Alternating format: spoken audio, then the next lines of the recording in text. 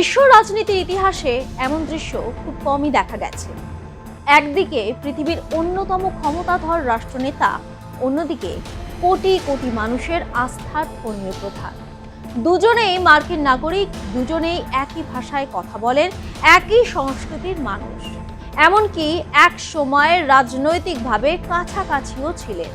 তবু আজ তাদের সম্পর্ক পৌঁছেছে প্রকাশ্য মতবিরোধ, তীব্র বাকযুদ্ধ ও আন্তর্জাতিক বিতর্কের কেন্দ্রে। একজন মার্কিন প্রেসিডেন্ট ডোনাল্ড ট্রাম্প, অন্যজন ক্যাথলিক বিশ্বের আধ্যাত্মিক নেতা পোপ লিও। এই দুই প্রভাবশালী ব্যক্তিত্বের সংঘাত এখন শুধু ব্যক্তিগত মতানৈক্য নয়, বরং বিশ্ব কূটনীতি, ধর্মীয় অনুভূতি এবং মার্কিন রাজনীতির নতুন সমীকরণে পরিণত হয়েছে। সম্প্রতি ডোনাল্ড ট্রাম্প সামাজিক মাধ্যমে নিজেকে যিশু খ্রিস্টের রূপে উপস্থাপন করে তৈরি একটি এআই ছবি পোস্ট করেন। ছবিতে তাকে এক অসুস্থ ব্যক্তির কপালে হাত রেখে আশীর্বাদ দিতে দেখা যায়। পেছনে ছিল যুক্তরাষ্ট্রের পতাকা ও স্ট্যাচু অফ লিবার্টির প্রতীকী উপস্থিতি। মুহূর্তে এই ছবিটি ঘিরে তীব্র বিতর্ক শুরু হয়।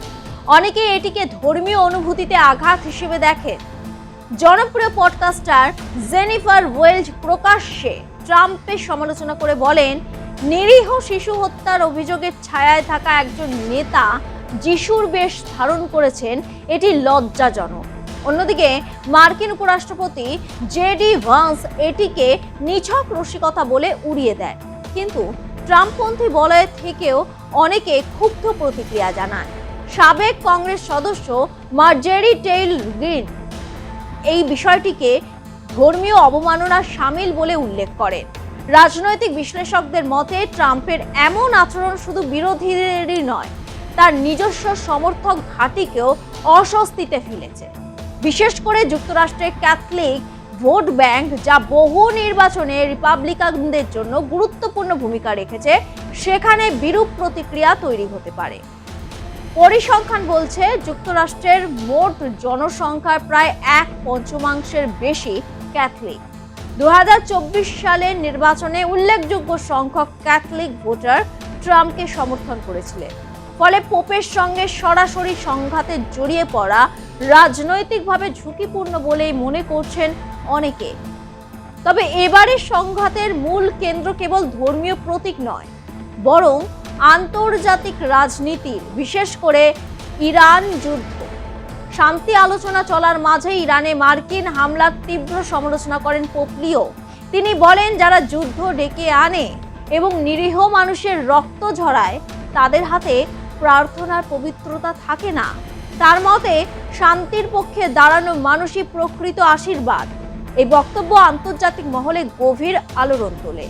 ট্রাম্প অবশ্য পাল্টা জবাব দিতে দেরি করেননি। তিনি পোপকে বিদেশ নীতি সম্পর্কে দুর্বল, অপরাধীদের প্রতি সহানুভূতিশীল বলে আক্রমণ করেন।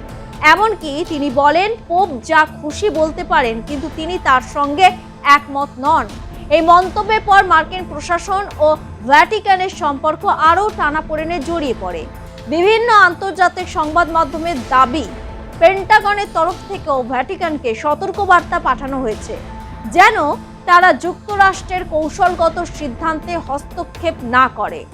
এদিকে আফ্রিকা সফরে থাকা পোপ লিও সাংবাদিকদের জানান, তিনি ব্যক্তিগতভাবে ট্রাম্পের সঙ্গে বিতর্কে জড়াতে চাননি। কয়েকদিন আগে তিনি যে বক্তব্যে স্বৈরাচারী শাসক এবং যুদ্ধের জন্য বিলিয়ন বিলিয়ন ডলার ব্যয়ের সমালোচনা করেছিলেন, সেটি ট্রাম্পের মন্তব্যের আগেই লেখা হয়েছিল।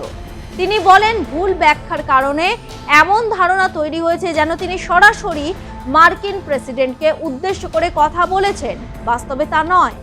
ক্যামেরুনে এক ভাষণে পোপ বলেন, পৃথিবীতে ধ্বংস আর হত্যার জন্য বিপুল অর্থ ব্যয় করা হয়, অথচ চিকিৎসা, শিক্ষা ও পুনর্গঠনের জন্য প্রয়োজনীয় সম্পদ খুঁজে পাওয়া যায় না।